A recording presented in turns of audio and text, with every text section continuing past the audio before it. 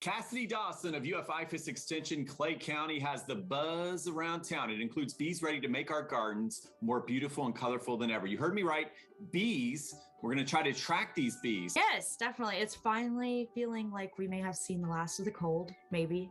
And that spring is finally here to stay, which is super exciting. I'm sure a lot of us are looking forward to warmer weather, spring blooms, and with that, pollinators like our honeybees and native bees are emerging from their winter slumber and are out about collecting pollen and nectar from all of the blooming flowers.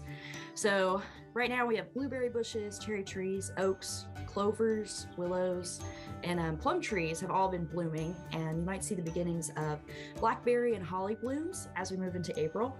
And honey and native bees are quick to get to work, and you'll likely see them around on nice sunny days now that it's warming up. So spring is also the time that the honeybees will form what we call a swarm, which you may remember from one of the last times I talked with you.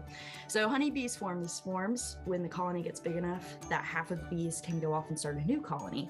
And there are hundreds of species of native bees that you can find here in Florida, but none of these species swarm like the honeybee does. So be on the lookout for the swarms this spring as you're looking for pollinators. Okay, so our bees are our garden's friends. That sounds good. And now, how do we know the difference between the native bees and honeybees?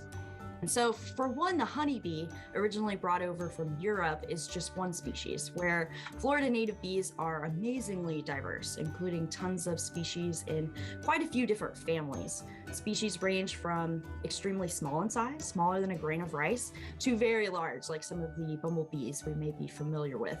They can also be a variety of bright colors like yellows and orange, and some metallic blues and greens.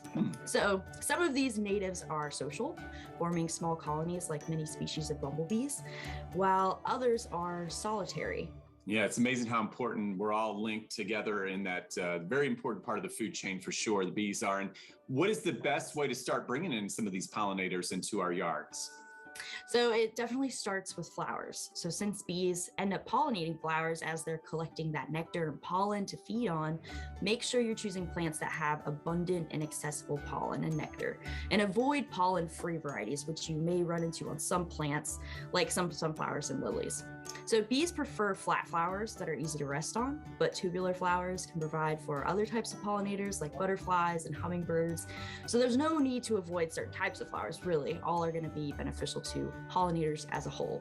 And just like there's a huge variety of bees, one of our main goals should be having some variety in our flowers and gardens. Different bees are attracted to different types of flowers, so we should shoot for different colors, different heights, different flower sizes.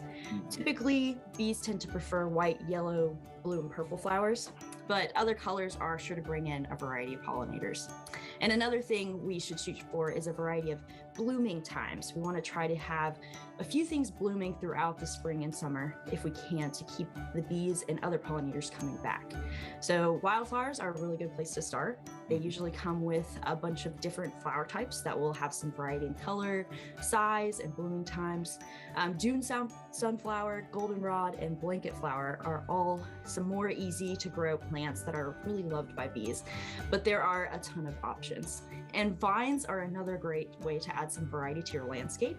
And passion flowers are one of my favorites, and they have a fine growth habit, and they will start blooming in the summer.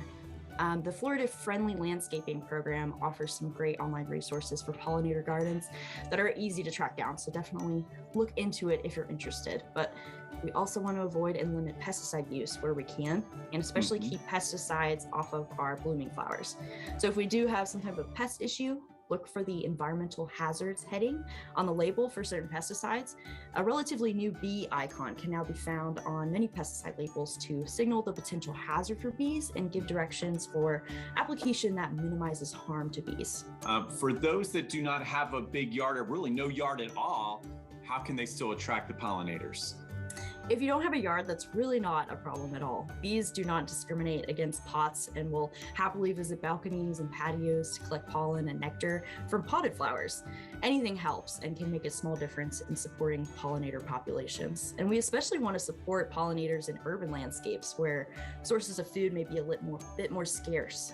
And what's the harm when adding some flowers can really just elevate your space and just bring in that relaxing atmosphere? There's really no downside.